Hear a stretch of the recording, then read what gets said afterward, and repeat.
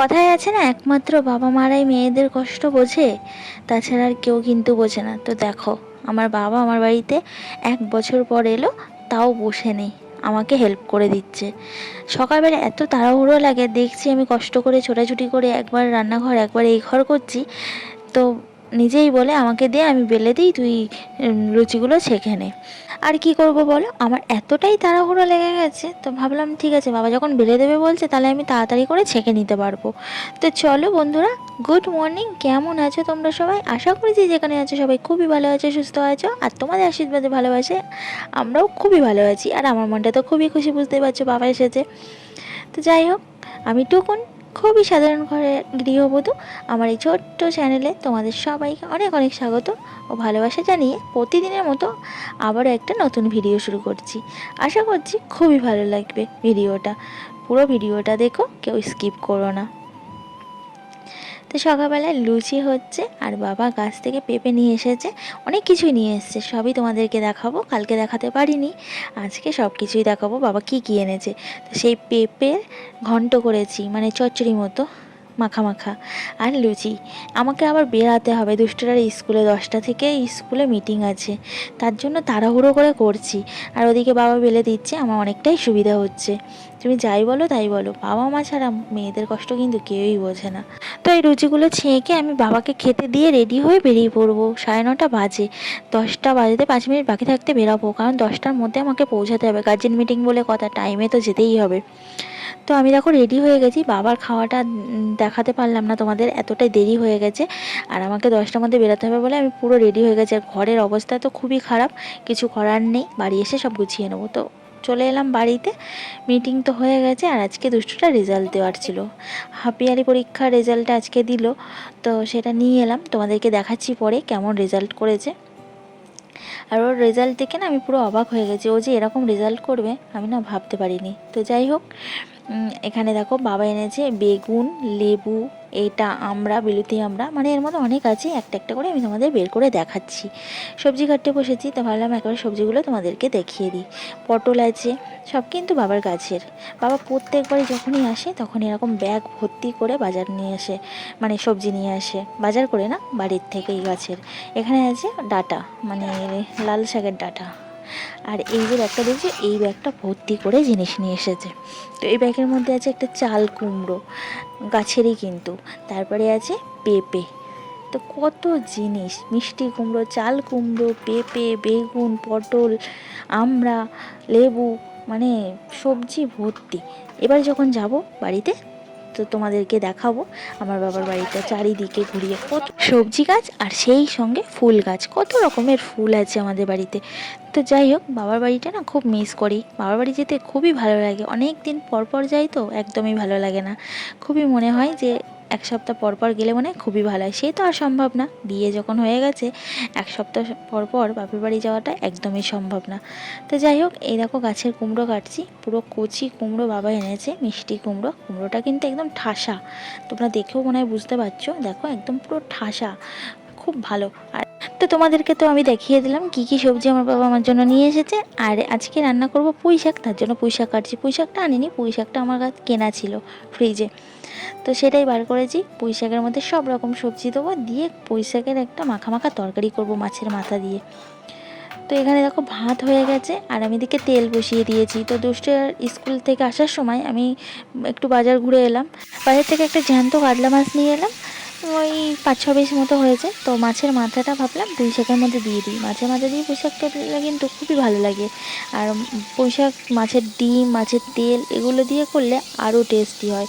তো মাছের মাথাটা দিয়ে এখন আমি পুঁই শাক করে নেবো, তার জন্য মাছের মাথাটা ভেজে নিচ্ছি, তারপর মাছের তরকারিটা করে নেবো, তবেই আমার রান্না কমপ্লিট হয়ে যাবে। তো কে কে মাছের মাথা দিয়ে পুঁই শাক রান্না করো কমেন্টস করে কিন্তু জানিও। মাছের মাথা দিয়ে পুঁই শাক খেতে কেমন লাগে, তোমরা তো যারা যারা রান্না করো তারা জানো, খুব সুন্দর লাগে, তাই না? তারপর গরম তেলে কুচানো পেঁয়াজ, কুচানো রসুন আর শুকনো লঙ্কা চিড়ে আমি দিয়ে দিলাম ফোড়ন, দিয়ে ভালো করে একটু ভাজা ভাজা করে নিলাম। আর এই দেখো পাশে ঘরে গেছিলাম, আর পেঁয়াজটা পুরো পুড়ে লাল লাল হয়ে গেল। তো যাই হোক, তারপরে আমি কেটে রাখা পুঁই শাকগুলো ঢেলে দিলাম তাড়াতাড়ি করে, আর যেহেতু পেঁয়াজটা বেশি পুড়ে পুড়ে গেছে। তারপরে একটু নাড়াচাড়া করে আমি একটু নুন হলুদ দিয়ে ঢাকা দিয়ে রেখে দেবো। চলো পুঁই শাকটা আমি রান্না করে নিই, তোমরা আমার সঙ্গে থাকো।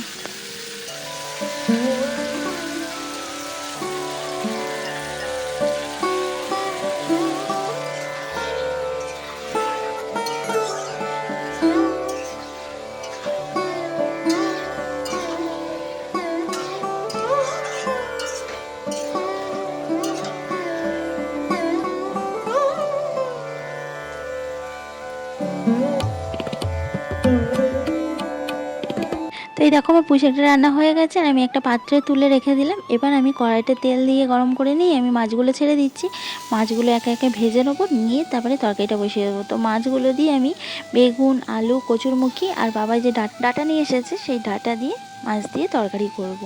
বেগুন, আলু, কচুরমুখী দিয়ে কিন্তু জ্যান্ত মাছ দিয়ে রান্না করলে খুবই ভালো লাগে। তো মাছগুলো ভেজে আমি তরকারিটা করে নিই, ততক্ষণ তোমরা আমার সঙ্গে থাকো, আমি তারপরে এসে আবার কথা বলছি।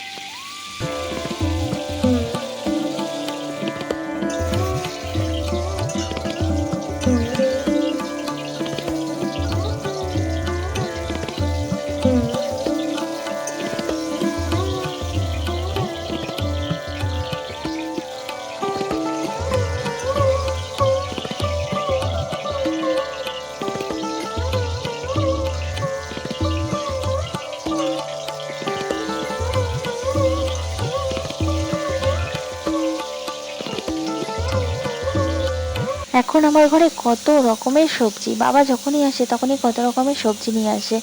ও তোমাদেরকে তো আরও দেখানো হয়নি, পাতাবি লেবু এনেছে, সেটা ফ্রিজের মধ্যে আলাদা রাখা আছে। তারপরে তালের বড়া এনেছে, এগুলো তো তোমাদেরকে দেখানো হয়নি, এগুলোও কিন্তু এনেছে। তারপর গজা এনেছিল।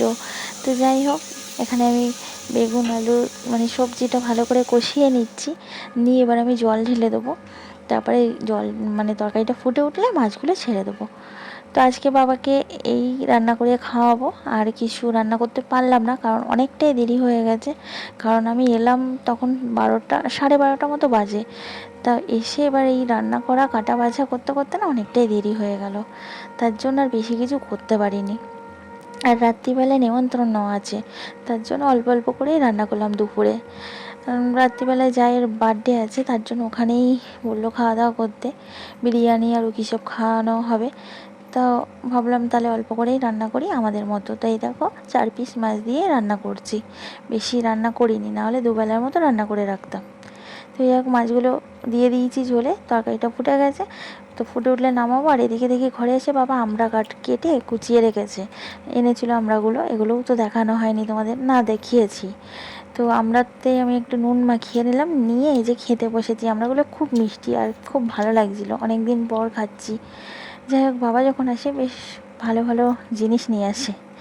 তো এই যে বাতাবি লেবু বাবা নিয়ে বসেছে এখন ছাড়াতে, দুপুরে খাওয়া দাওয়া সেরে।